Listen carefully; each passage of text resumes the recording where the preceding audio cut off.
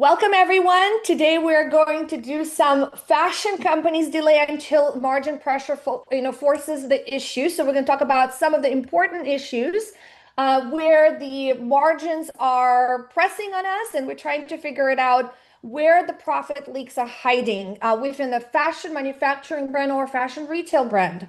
We're going to locate where the profit leaking inside the business and where we're going to put numbers on it so that it stops being vague.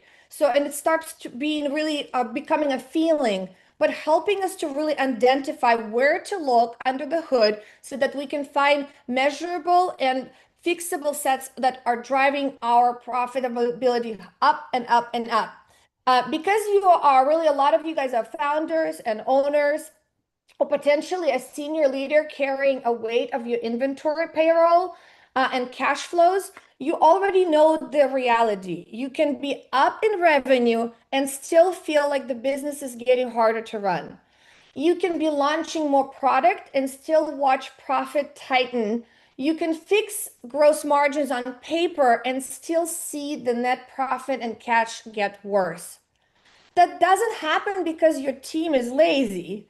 It actually happens usually because you start to feel this somewhere between around 8 million and 25 million in revenue, especially when you're starting to get larger and larger. When the SKU counts increases, teams started to grow, inventory gets deeper, and informal processes stop working. It happens because profit leaks are usually structural and cross-functional and compounding over time. They live in gaps between the departments, in assumptions that don't get to reconcile, and in small decisions where that feel really harmless until they repeat across thousands of units. Today, our executive roundtable is really going to be focusing on how do we find this profit leaks and where we could look.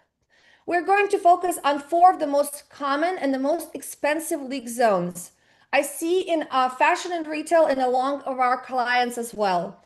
One of them is the landed cost miscellaneous, and be able to actually track it on the batch level of inventory that's actually coming in. And we'll talk more about it, how to do it, and why this is important. Over designing and material over specking is another big one. We often start seeing the profit leaks in design and departments before it actually gets into productions and in logistics and everywhere else. We look into our turns and rework cycles. This is another big area where we tend to see profit leaks that we want to be able to address. And one of the most other important ones, especially if you are a manufacturer but who working with retailers, is the chargebacks and compliance failures is another big bucket that we need to be considered and we need to focus on. And here is the target outcome for this session is for you to leave and be able to identify and quantify your biggest margin leaks. And you walk away knowing where to start tightening first or where to start to even look and ask the critical questions. I'm a big believer of 5 whys, but before we start asking those 5 whys, let's figure it out where we're actually going to ask those, which areas we want to take a look at. But before we jump in, I really want to have a quick clarity of who this is really for. This session is for founders and owners and operator leaders in growing fashion and retail brands. Typically between 5 million to 50 million is when you start to really feel that pressure. Can it be carried over to smaller brands? Yes, absolutely. It's important to understand this from day one, but you really start to feel that pressure as you're starting to grow. You will also thinking about where you are carrying real margin exposures and can feel when the profit isn't translating the way it should. If you are early stage and still figuring it out, our product market fit, this is well fits for you as an advanced knowledge of how to be able to position yourself better. And if you really don't have the inventory yet, this is still going to be relevant because again, you want to understand where to look when you start bringing that inventory in. But if you are running a real fashion business where the margin really durability matters, you are in the right room. And this is important and welcome. We are really excited to have you here. For those who have not met me yet, my name is Evgenia Alexandrovna Yushkova, or simply Yay. I'm a fashion and retail business consultant. My team and I build profit durable operating systems across merchandising, private label, sourcing, supply chain, and end-to-end process design. We don't fix symptoms. We redesign the economic structure of the business for the profitability holds under pressure. Even when the volume grows, even when the complexity increases, and even when the markets get noisy. And one of the fastest way to improve profitability without doing more is to stop the silent leaking you are already paying for. I'm also very excited to bring in today's guest. Mary Stanny is a former accounting leader at Follett. And that background is exactly why she is valuable in this conversation. Follett operates in an environment with an extreme seasonality, short selling window, and enormous SKU breadth. And it's really strict to compliance and vendor requirements. In that kind of a system, finance truth has to be clean and reconciled. If cost and margins reporting aren't accurate, leaders make the wrong decisions quickly. Mary brings the lens most fashion businesses need more. Ability of seeing where the margin assumptions drift from earlier, how leakage show up in finances, and how to build accountability for variances doesn't become normalized. Mary, thank you so much for being here. And Mary, really just to set the tone, from your perspective in accounting financial oversight, where did you see the most profits leaks show up most consistently? Not the obvious ones, but the ones leaderships really underestimate because they're looking small until they really compound it. Well, first of all, thank you, Ye, for asking me to join. This is one of the most important topics that an accounting person likes to talk about. First of all, uh, I, I think the most important thing is you need to work as a team. You can't work in a silo. And accounting is your partner. And when the merchandisers or the owners forget that, then we can't do our jobs well. So in order to do our jobs well, we ask to be included, so thank you, Ye, for including me. I appreciate it. I appreciate you partnering. It's a great honor.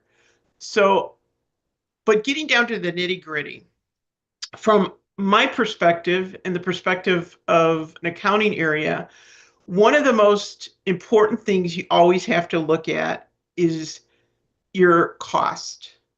So if you're not adding all your incidental costs into your total product cost, you're missing a lot of things.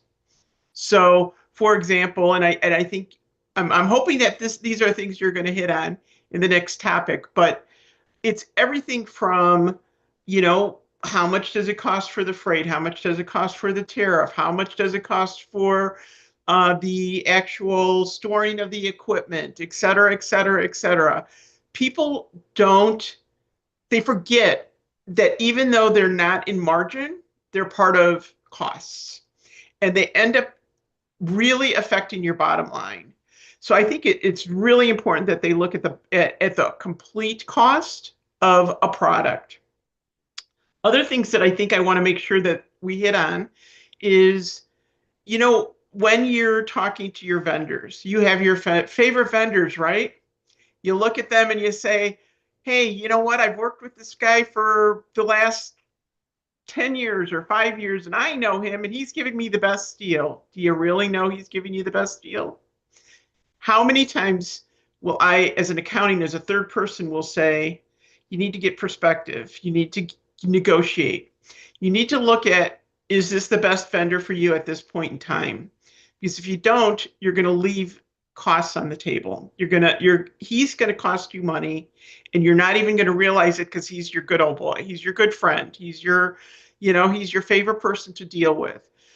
So that's one thing. The other thing I think is all of the stuff that you the incidentals that sometimes don't cost, you don't see an invoice for it. What you see is extra payroll, hand holding. How many customers are you guys hand holding? And you're saying, oh, that's just going to take me an extra hour, or that's going to just, I need to send it an extra way. Those are all costs that are adding up that you're not taking into account. Those are every accountant's nightmare. Because then when I'm talking to the leaders and they're saying, Mary, why are we losing money? And why are my operating expenses so high? Why is my manpower so high? Well, it's because of all the extra things that you're putting into it that you're not taking for account. So it's really important that you look at the total cost, not just the merchandise cost. So hopefully that helps. Oh my gosh, exactly. Thank you, Mary. And this is really helps us to really drive this point home because this is why we're having this session because it's so important and critical. Profit leaks really don't announce themselves, to your point. They hide under the variances and they grow quietly. Really, now let's go into really first leak zone. I'd love to cover this and let's start with landing cost because this is really becomes foundational. If landing cost is wrong, then every margin number you're looking at downstream is distorted. But I want to be clear, this isn't only when about the estimated freight is incorrectly. The most really dangerous issue is how landed costs attract over time and how it distorts weighted gross margin in inventory depletes, right? As inventory depletes, you're bringing different reorders and you're bringing different badges. That landing cost could potentially vary depending on what happened. I mean, look what happens with tariffs. Look what happens with the container costs. And often what we find with our clients that they do not track it on such granular level. Most brands calculate landed cost at the PO creation. Very few really reconcile landed costs at the inventory batch level, meaning at the receipt, shipment by shipment, batch by batch. The difference matters more than most founders and owners really realize. Why does this really matter? Is because when inventory arrives in multiple batches, the landed cost per unit is often different for each batch. Batch 1 may arrive under normal freight. Batch 2 may require a partial error because of the season is being split. Batch 3 may fit tariff adjustments or fuel surcharges. Even domestic handling and locations can shift. Or the timing when you're actually shipping. Are you shipping it in a high season versus a low season, right? All of this matters. And if the system really averages the cost at the SKU level without tracking the actual landed cost by inventory batch, your weight gross margin becomes skewed at inventory depletes. This is what you are really seeing in real life. When the lower cost batch sells first, margins looks healthy. When the higher cost batch starts to deplete, margin compresses unexpectedly. The teams assumes demand softened or markdowns got aggressive, while the finance flags are the margin issues. Merchandising thinks it's the pricing issue, but it was cost layering variance in reality. That creates a pantheon of margin compression. It's not a demand problem, it's not a pricing problem, it's the cost truth problem. That is exactly where our clients between 10 million and 30 million are really diagnostically this and really misdiagnose this problem. And when they come to us, we help them to identify this and build models of how to track it accurately so that it'd be able to be manageable to track that. They assume pricing pressure or kind of a slower demand, but when it's actually cost layer distortion. And if you don't track landed cost by batch, you don't see it clearly enough to correct it early. Let's make a really kind of a simple math example as an example, right? Thinking as like assume private label style, with an FOB cost at $11. You planned landed, to be addressed at about $2. So you built your plan on a $13 landed cost. Retail is 38. Your team thinks your IMU is strong, so you buy deep. Now imagine the reality is different. Batch 1 arrives close to plan. Batch 2 comes partially by air, and the adder starts to jump, right? Your cost starts to increase. Batch 3 has really kind of a duty adjustments potentially factored in, and your actual landed on later inventory comes to, let's say, $14.25 instead of $13. That is $1.25 per unit that you are not accounting for if you are actually just looking at your pure cost of PO level. It sounds small, in a unit scale when you think about it. But if you bought 80,000 units across the season, that's $100,000 in margin erosion. And the worst part of the timing is the distortion. You don't feel it immediately. It shows up later when you start to reconcile and you start to look at your numbers. And we often do that on a quarterly basis, and we don't look at it on a weekly and bi-weekly basis because we're not tracking our inventory by batch. And when you are already committed, then it's too hard to really act or pivot because you are already too late. So this is really an executive discipline for a strong organizations that use a different approach. They track and reconcile actual landed cost by inventory batch at the receipt level.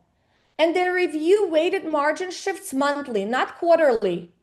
They monitor weighted average cost shifts as inventory depletes, and they separate planned margin from realized margin by batch so that the leadership can see whether the margin compression is operational performance or the cost layering.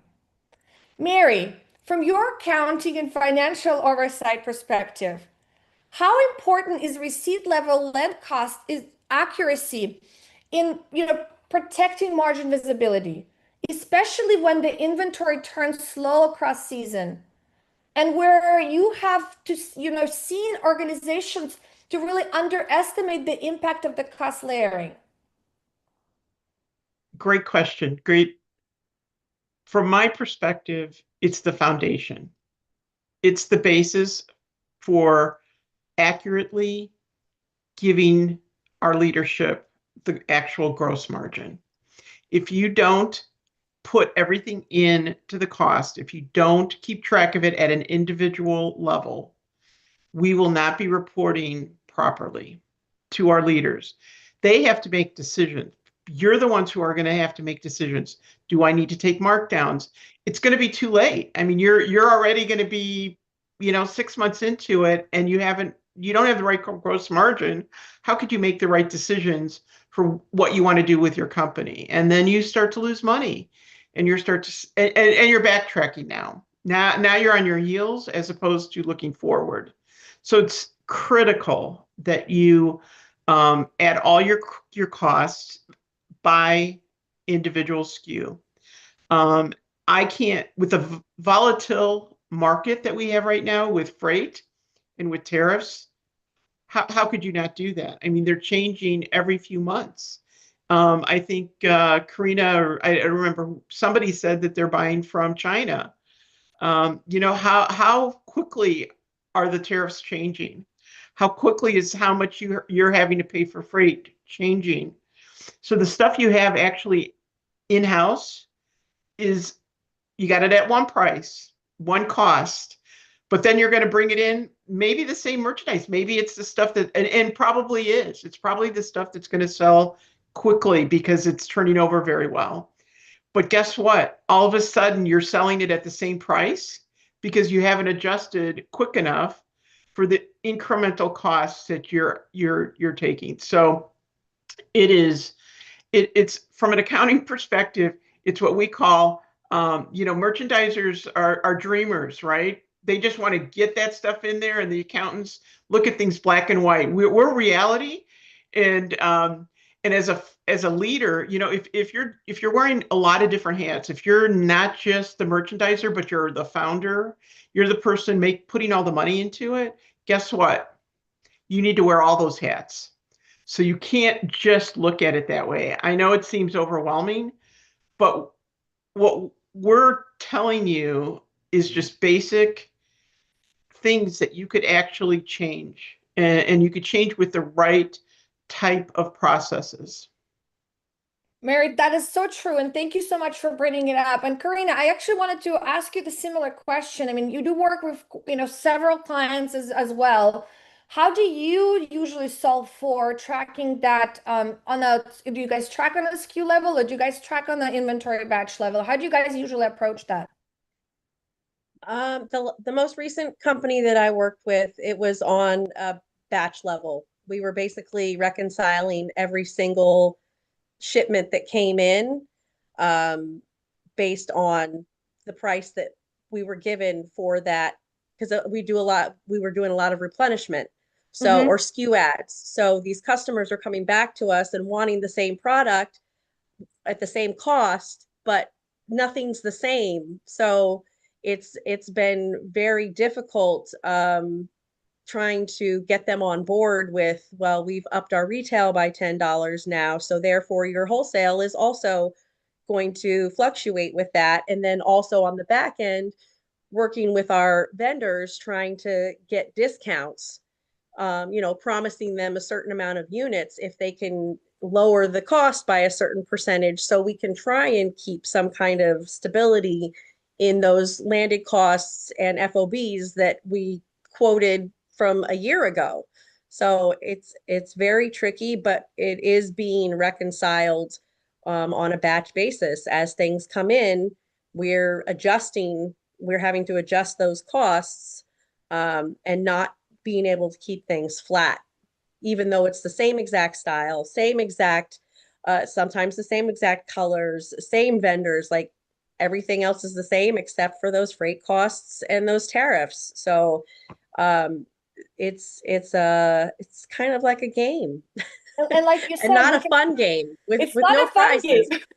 And like you said, you cannot expect the buyers to constantly pivot as well, because again, putting yourself in the buyer's position, the consumer doesn't care that it costed more to bring money. No. So if the buyer starts to fluctuate their retails, month over a month, it starts to jump, they're gonna lose all the sales. They're gonna lose the customer, because the customer gonna say this isn't consistent.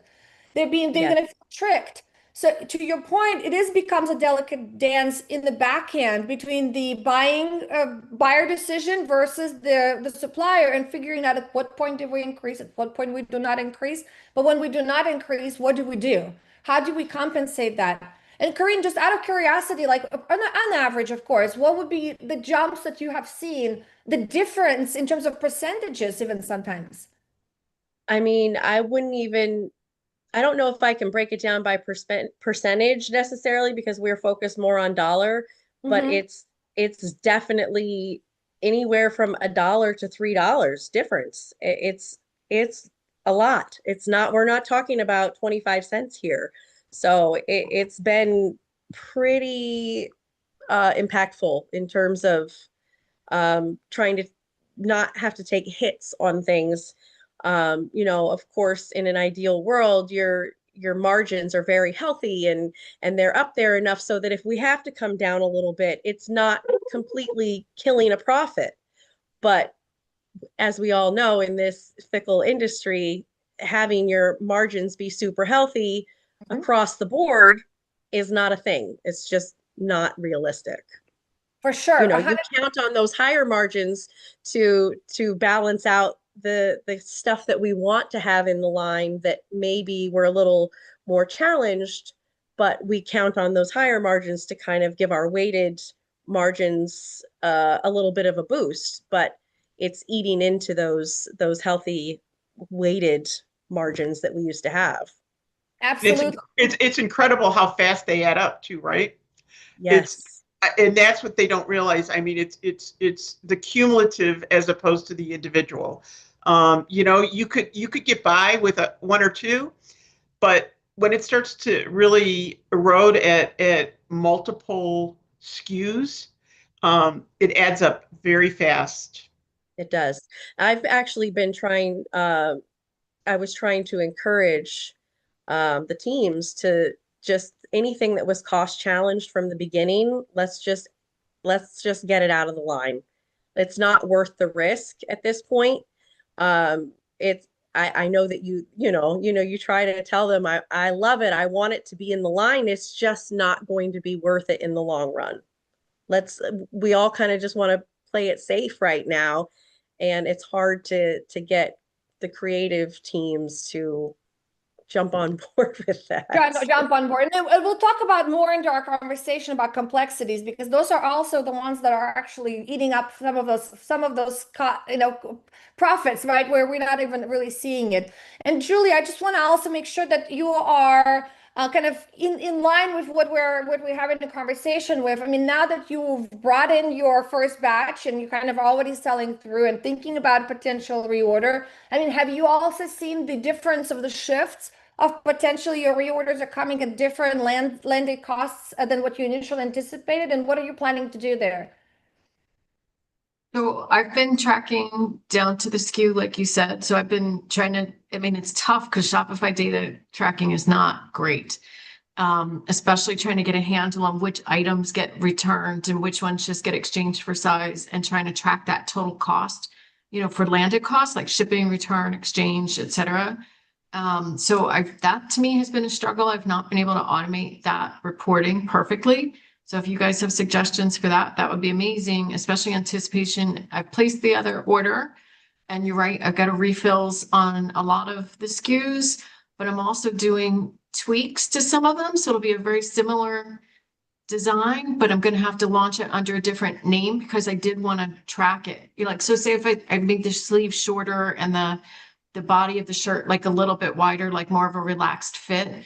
I was going to actually just launch it as a new product, even though it's very similar. Correct. Yes, and you should. I want to be able to track all that. But if you have, I would love to know how to track the new landed cost, because for the reorders, I'm reordering the same color. I've surveyed the clients and said, do you want me to change the colors? And everybody wants me to reorder all the existing colors.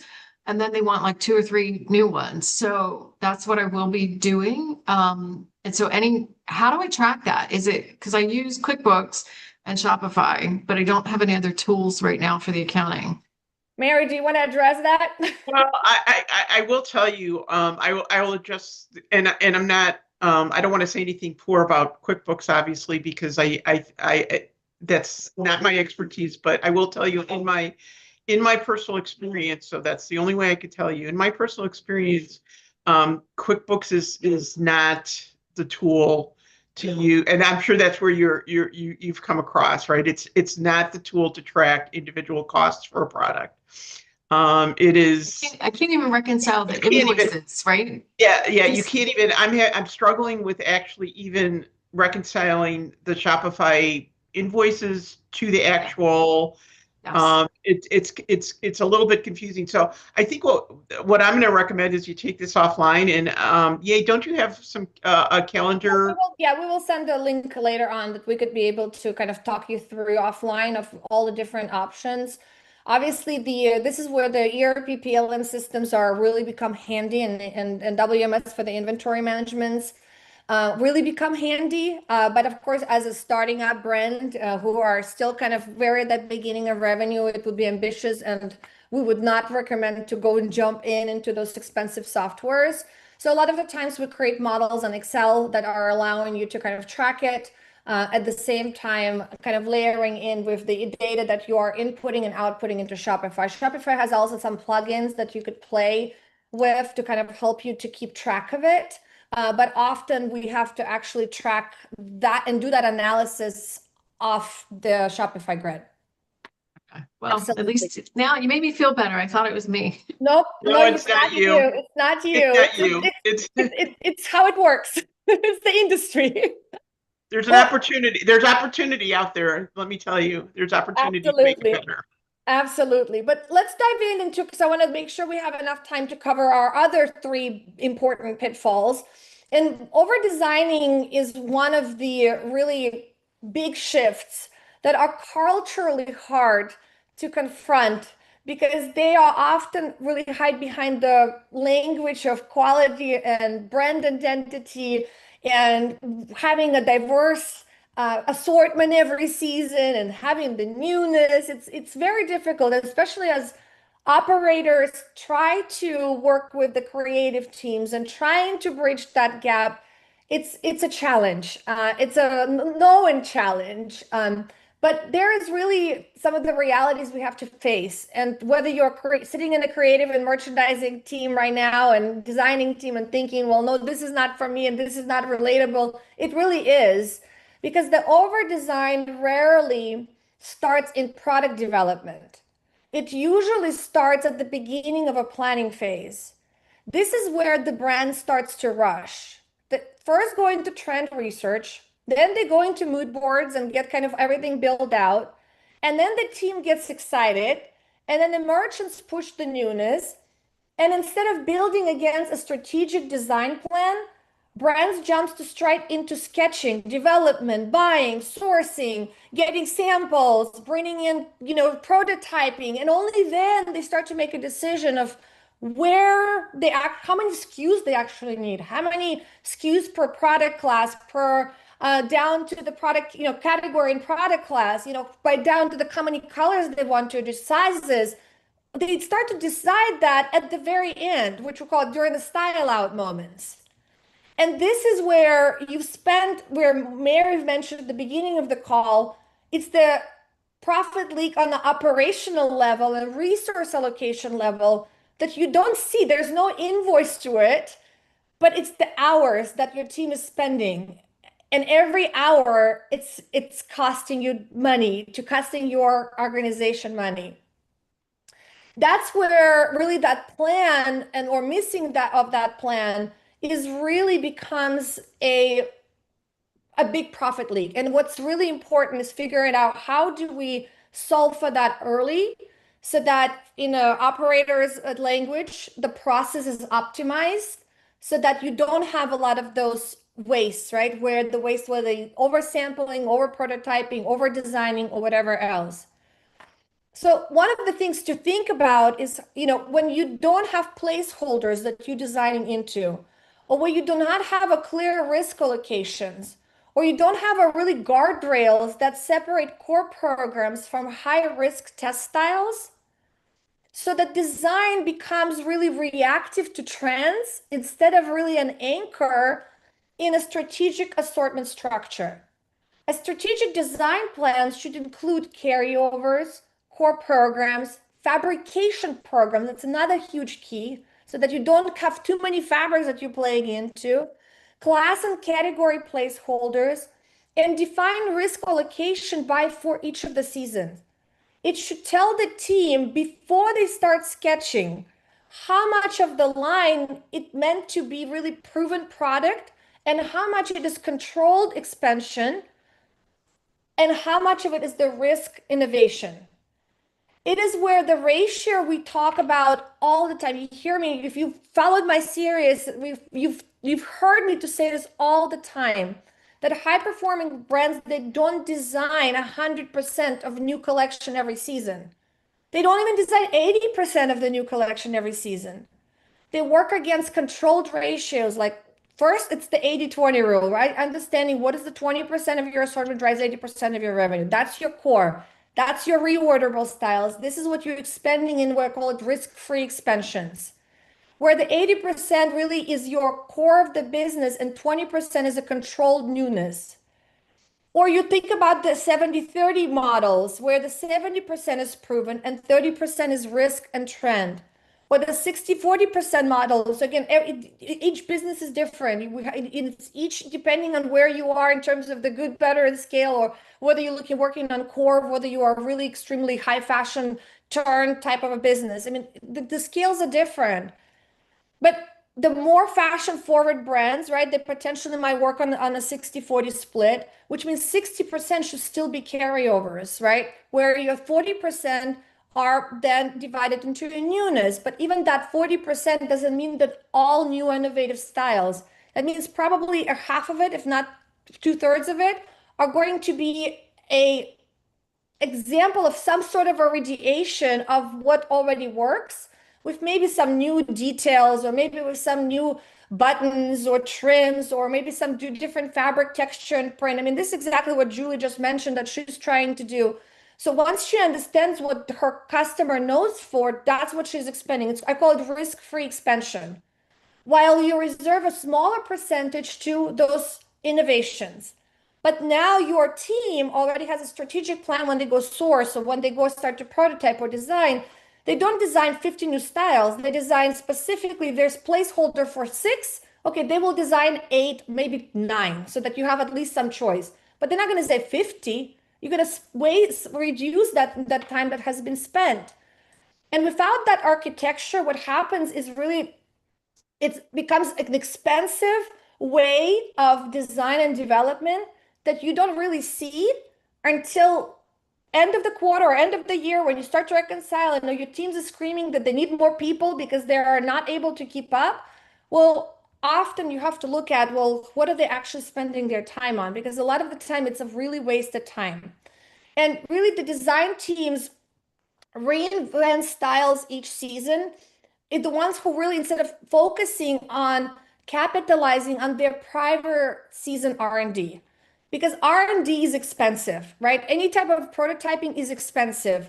You are creating new fits, blocks, all of that costs a lot of resources and money.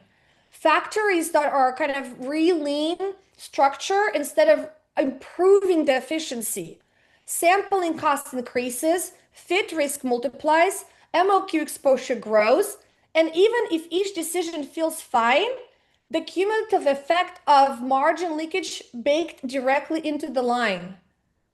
And really the overspecking is also not only about choosing an expensive fabric as an example, or it's often choosing too many fabrics, having too many fabric players that you are too many complexities.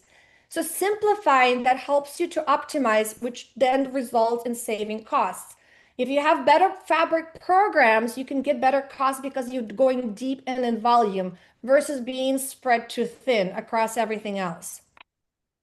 And when we review the seasonal plans instead of growing brands, the most common pattern we see is that 60 to 80% of the line is technically new.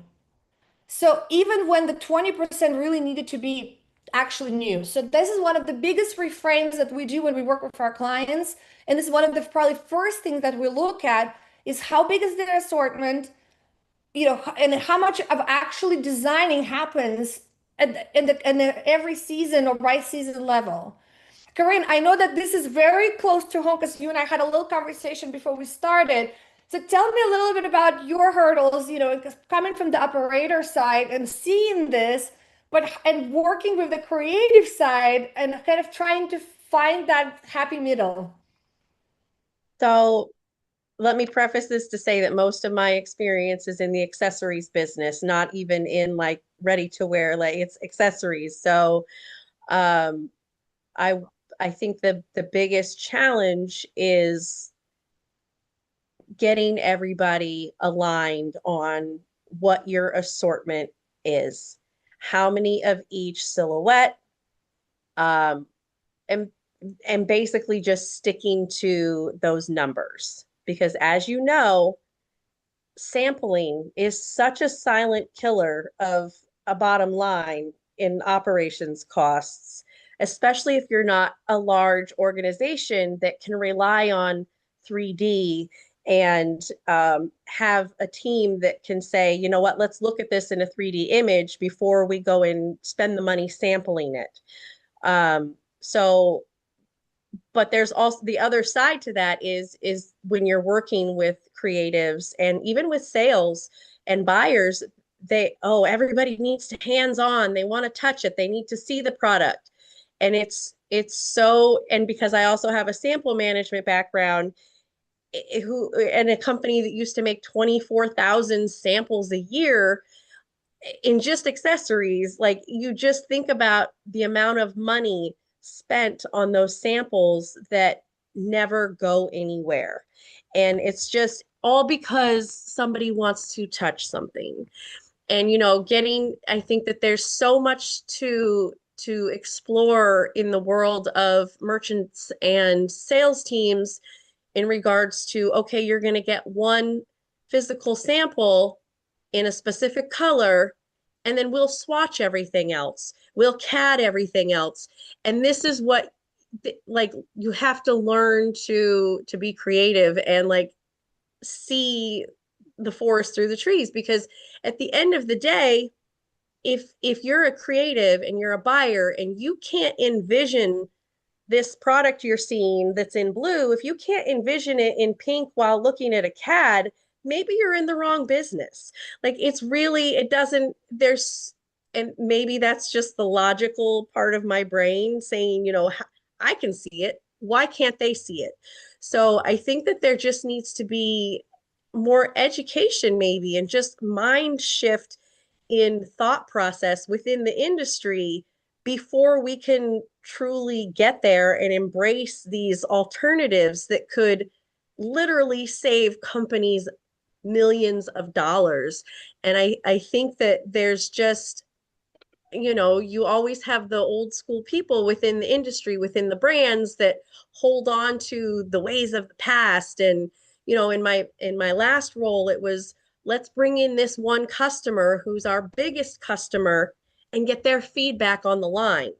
And then from there, we're spiraling after the meeting because they've said, oh, we want to see this and we want to see this. And here we are, we've already gone over our assortment numbers, and now we're adding 10 more styles to the assortment, abandoning the things that, like you said, were hours were spent on designing into these things, and now we've abandoned them, and we're going to shift into these for this specific customer, hoping and praying that it's going to be a big style for them when they actually see it.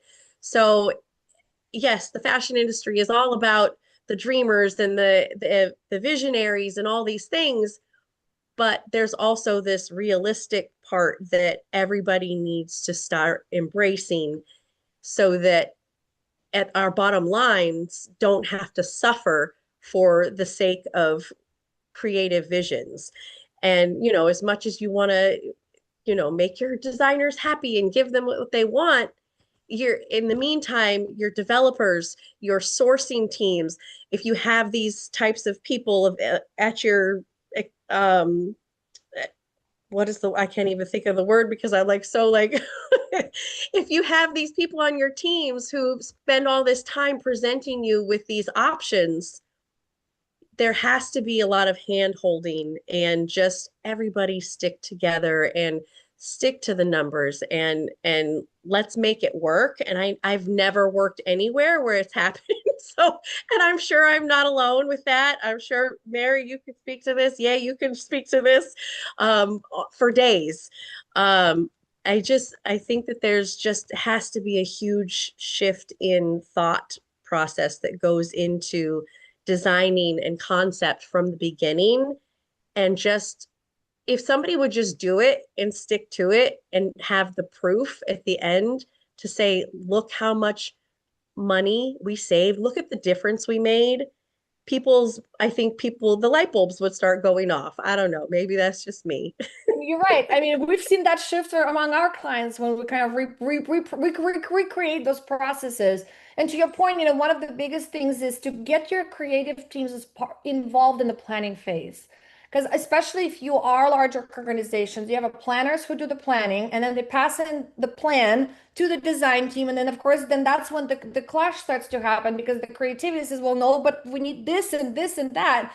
Well, if you kind of bring them into those planning meetings ahead of time, they can buy into the plan. They could give their perspective already at that point, so that you can build a cohesive plan that satisfies the newness and creativity that comes from the creative side, as well as number wise. I always say, do not move forward with your plan unless it's profitable on paper.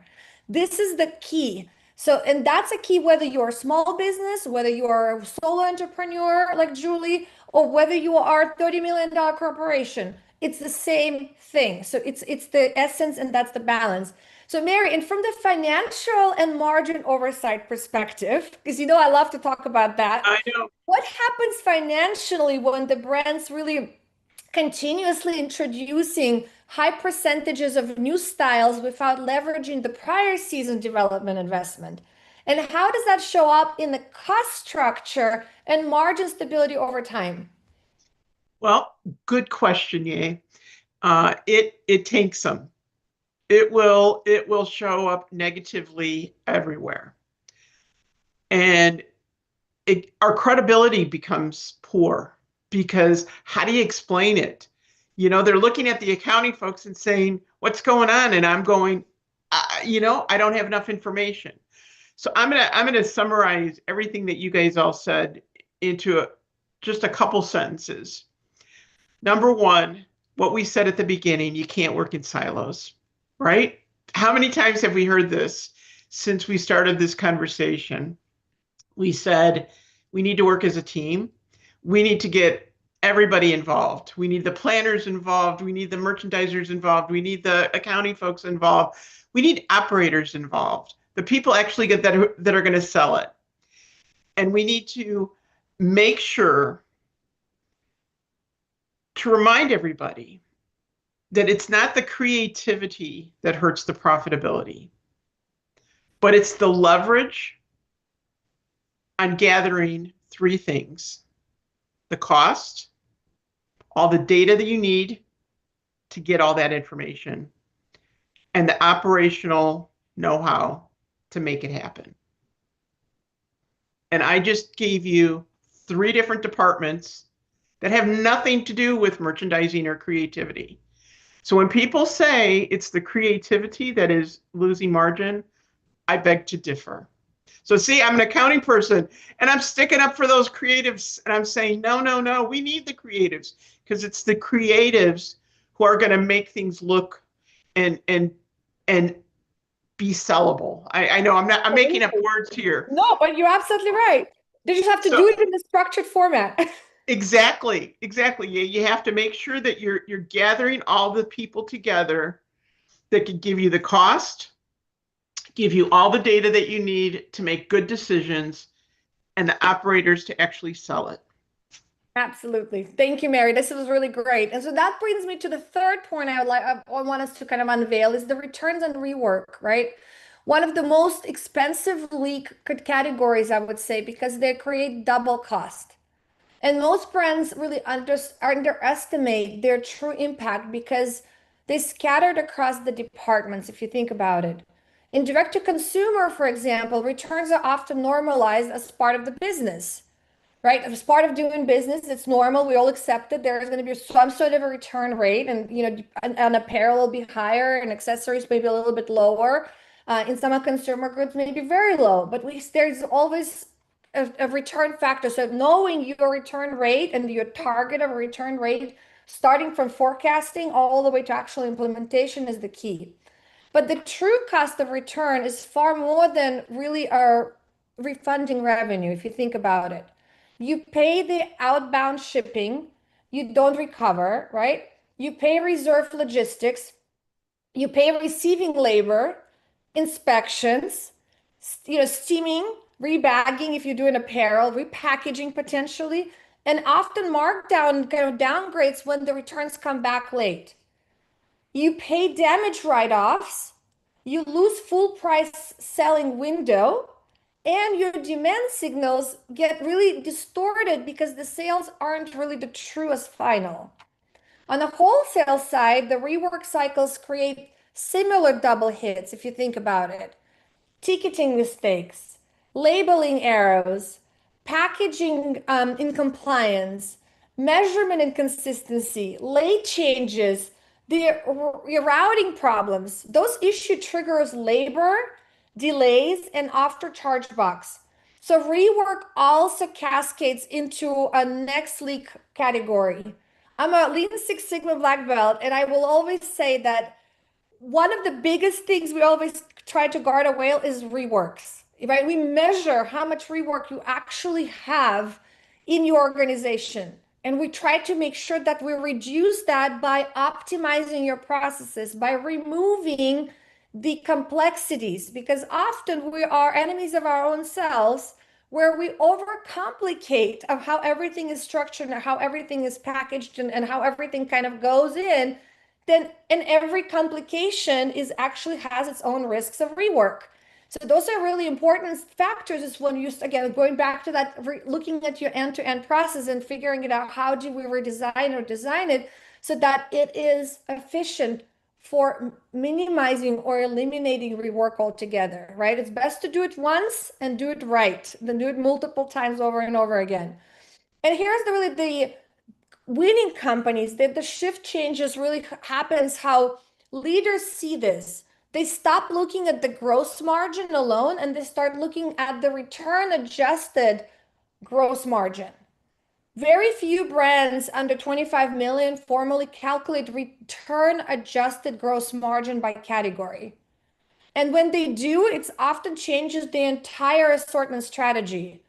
The category that shows 35% gross margin, but if it has 30% return rate and meaningful processing cost, realized margin can drop into the lowest of as low as 20 sometimes percent, and sometimes even lower. That changes how you plan your assortment, how you plan your pricing, and how deep you will actually buy. Mary, from that accounting lens, when you think about returns and rework, where do you typically see the biggest hidden costs show up financially? Is it processing labor, write-offs, markdowns, downgrades, or is the compounding impact of margin reporting? I think it's all of the above and the margin reporting. I'm going to give a great example of margin reporting because honestly, people misunderstand. I mean, if you think about it, you got a sale that's going to happen in quarter 4. It's going to get returned in quarter 1. Then you got to take a markdown in quarter 1 because guess what? You're not going to be able to use it at the same cost, right? You're going to have to mark some of it down. And then you're going to resell it maybe in quarter 2. How, as an accountant, how do I report that? How am I going to show? I mean, the margin leak actually happened where? It actually, we should have talked about it in quarter 4 of the previous year, when now I'm really talking about it in quarter 2 of year 2. So it gets lost. I mean, and you multiply it and it gets lost. So I think it's everything. I think it's all of the above, yay. Because people just don't get it. They don't get how much it's actually going to cost them to process those returns. Absolutely. And that also brings me back to the fourth profit leak, if you think about it, is the chargebacks. And they often are going to be consecutively combined with the return, especially on the wholesale side, right? Chargebacks is one of the most frustrating profit leaks because they feel like a constrained drain that they're really rarely, they kind of are signaling the owners. You don't even expect them to come sometimes because you're potentially in team underlooks some sort of compliance, or often you sign the contract with a retailer without reading the fine print of what you potentially could be charged back.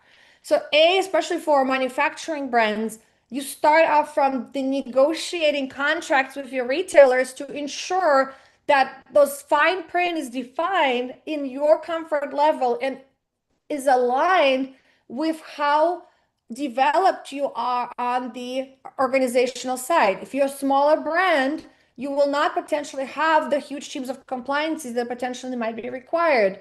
This is why we often say, especially for brands who are just starting up, Julie would be one of the examples that are on a call, is that don't go straight to big box, right? Stores. Start with boutiques, get all the kinks ironed out, then go to specialty stores. Get more kinks ironed out, and only then go to big box stores, because that's now where on you'll have a higher probability of them actually getting your product in, because now you have sales data and proof that it will sell. But it will also help you to guardrail from those chargebacks. There have been businesses that would go out of business because of one big order from Walmart and then all the chargebacks that would come in. I'm just giving examples. This is reality, and this is some things that you need to be considered.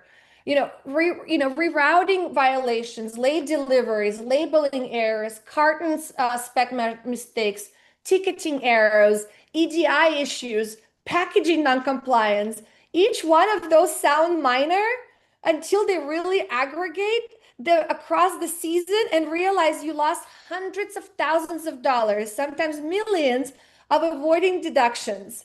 Corinne, I see you smiling because I am sure you're dealing with this all the time. I would love to hear what you guys are experiencing on your end. I would say that especially the when you speak about big box, Walmart is one of the big ones who they have the mile long list of requirements for your products, for your shipments, for the logistics, for the systems, your ticketing, everything has to be, and they have teams that are big enough to go through and check to make sure if all of those things have been hit. And if you're a smaller company trying to hit all of these requirements, and like you said, missing one, missing two, it's going to hit you hard. And they don't play when it comes to those chargebacks. I mean, they'll nickel and dime you on the front end for the cost in the first place, and then they'll turn around and hit you with the chargebacks for any little errors. And all of those companies, Costco, the wholesale, those they all have different requirements. Yes, some of them there's some crossover, but you have to be so diligent in making sure that you're hitting all of their requirements. And I honestly would probably, unless you're also a large company, I would probably give the advice of avoid it if you can. I mean, everybody's, yeah, oh, great, my product's going to be in Walmart. I don't know if necessarily every brand that's the best thing, because on when your bottom line gets hit with any of those chargebacks, it can be detrimental to your business. Like you said, it could put you out of business, and I don't know that it's worth it for everybody.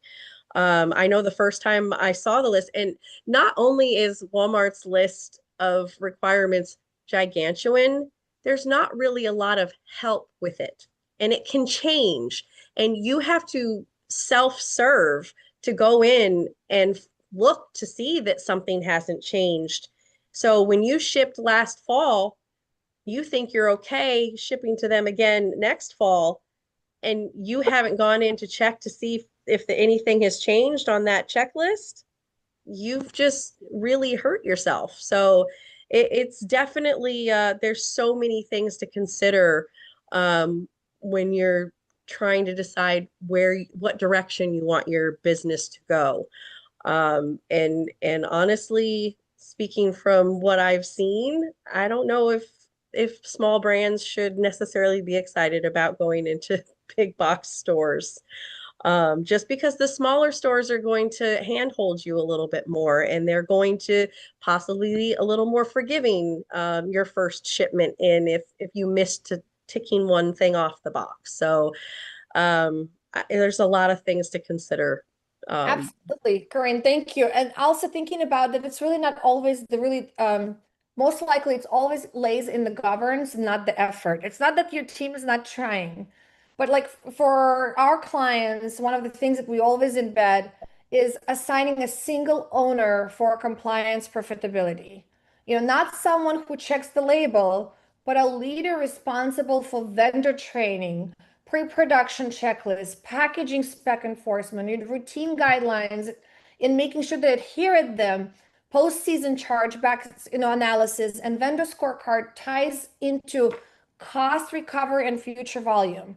So it's often the solution really is going back to the process and the tools and the materials that exist in order to make sure that your team is actually efficiently cross-trained to do this particular side of the business. We even often create a little kind of offshore team that within your main organization who is responsible for specific retailer to make sure that all of those orders are compliant and they are all check all the boxes. Because you can't expect your regular person in the warehouse who would absolutely know all of these nuances. So having someone who can be accountable for, who lives and breathes this particular retailer's compliances is really the key in this particular case, and removing the complexities. If you have too many touch points, too many vendors going from, cutting and sewing into finishing, into dyeing, into then putting the tags, and how everything flows from different vendors, you're just giving yourself more places to where the errors will happen, and how you are able to then potentially get some of those chargebacks. So simplifying your process, simplifying the number of vendors touch points that you have for those particular products is going to be the key. And Mary, to wrap up our kind of call, I'd love to ask you this last question. From your experience in accounting and reconciliation, what is the most common reason chargebacks they really become chronic? And is it the lack of visibility, lack of root cause categorization, for example, or the absence of accountability tied into the vendor management? In my opinion, it is getting down to the root cause. It is not understanding what is really wrong with the chargeback. What happened? It's not just what happened, but how did it happen, and how do you fix the problem? So it's a team effort. It's going in and looking at it and making sure that you address the issue. As you said, you have a team that's what they're responsible for. So where did it fail? And identifying that and fixing the root cause. Absolutely, absolutely. And to close off our session, really, is that to really think about that most businesses, especially in fashion and retail, they don't lose profit from one catalytic decision. They lose it from normalized variances where they think that things are absolutely normal and accepted, and where those variances happen.